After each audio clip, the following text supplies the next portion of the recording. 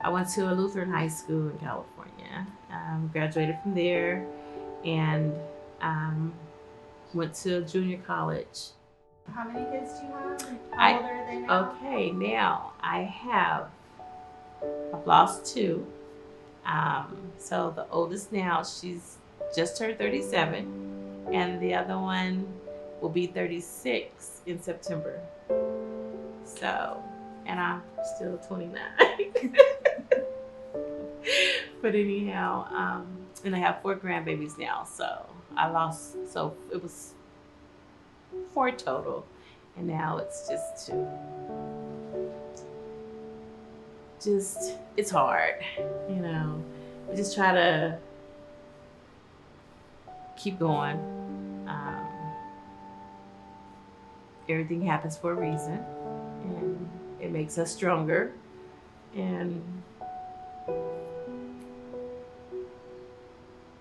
just make sure that the ones that's coming up behind me, the little ones, that they don't have to see anything rough or go through anything rough, which, you know, everybody does go through their different trials or going through their little storms, but nothing like this.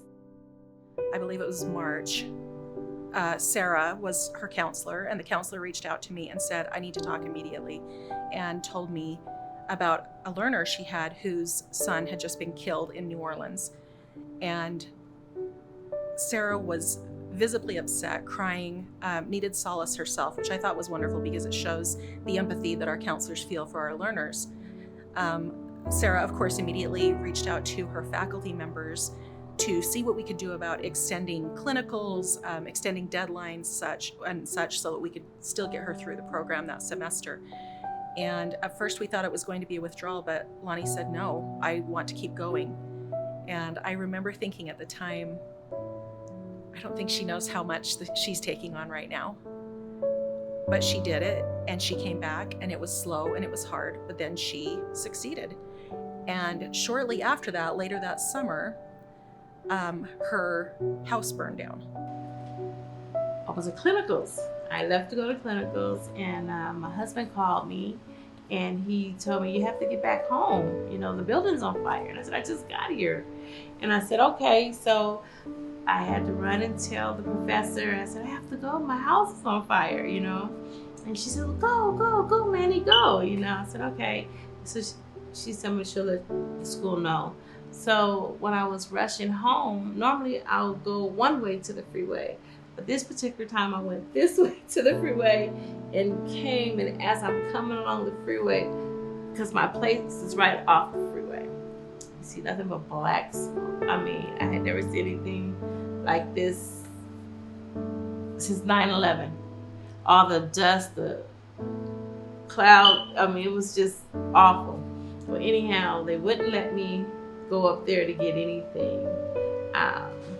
My birds flew away. I had 2 birds. They flew away. So we didn't lose anyone or anything, but just our building, and we still don't know what happened. As you see, the fire department, the water's going in my place, and me and another guy, the roof caves in, falls into my place, you know. So, you know, I had everything set up there, my computer for school. So the school sent me another laptop. So I have another laptop because I was like, I can't turn in anything. I had my flash drive. I had all my, when I tell you everything, uniforms, all my books, all my notes, everything. We all jumped right into survival mode and how can we now support her? So in addition to extensions and grace given on some tests, a clinical assignment, and of course the laptop and everything that we did to help her find housing after that, it was through our connections with the United Way in Las Vegas that we were able to help her find some temporary housing. We got clothing to her. She had such great support down there and didn't need too much of what we offered. But watching this college jump into action for her was nothing short of monumental. It's gonna get better. It's gonna get greater later, you know. But it was just rough. I couldn't think. All I thought about was my things. But I had to just don't worry about that. It could be replaced. Lives can't be replaced, you know. I still had my HESI little book, because I carried that with me, and I had these little flashcards I kept with me. And so it was just starting all over. It was rough, you know, but I still had Canvas. I had access to Canvas. So all my school stuff like that was still on the computer. So, but anyhow, I kept on going with a smile on my face.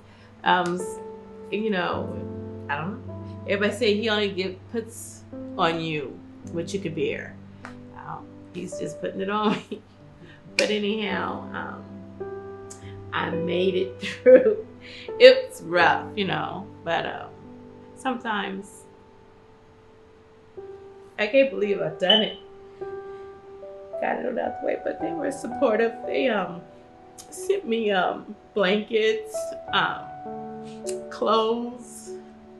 The school sent me the laptop, which was really important because of the classes and just getting back on my feet.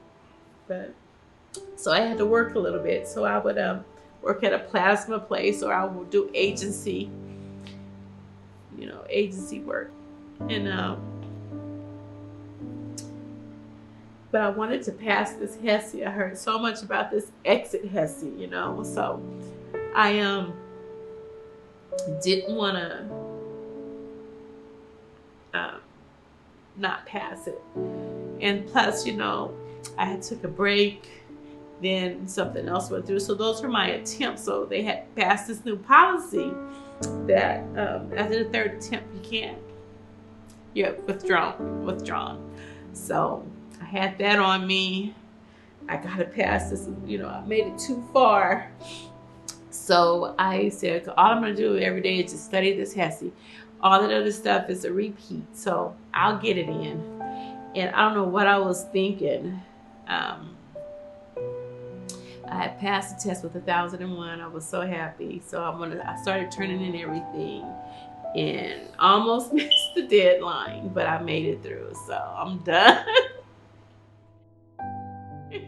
Why nursing? Because I was always, you know, the oldest girl, taking care of everybody. My older brothers would take care of them. I was just a nurse around the house. It's always been taking care of the kids, you know, the neighbors. I was I was the babysitter, so I was always just with the infants, you know, up to teenagers. I was always taking care of somebody, a kid or somebody. So. Talk to us about taking care of your dad. What does that look like? What does that mean to you? Because, you know, that's dad. You know, it's different. It's different, you know, but I always said the way I'm taking care of someone else's parent or grandparent, I would be so happy they take care of him the way I'm taking care of their loved ones, you know. So our communities, they need us. They need nurses. There's a shortage of nurses, you know. Even though I take care of dad, there's other dads that need me, you know, and I feel like I have to get this done so that I have the right, you know, my right credentials to be able to go out there and help somebody else. If I can do it, anybody can do it. Always remember that to get what you want, to get to that finish line, it's gonna always be some setbacks, but just keep on going, because nothing is easy. Nothing is easy at all. You gotta go through to get through. What's your advice for other learners, people who are struggling? No matter what, just keep on going. Even if you have one leg, keep on going. You know, just keep on going, because you haven't lost your mind. You may feel like you've lost your mind, but you haven't. Just keep on going. You have to press forward and press on. And that was mainly that flame forward. That meant to me, push forward, keep pushing, you know. And so that's what I did.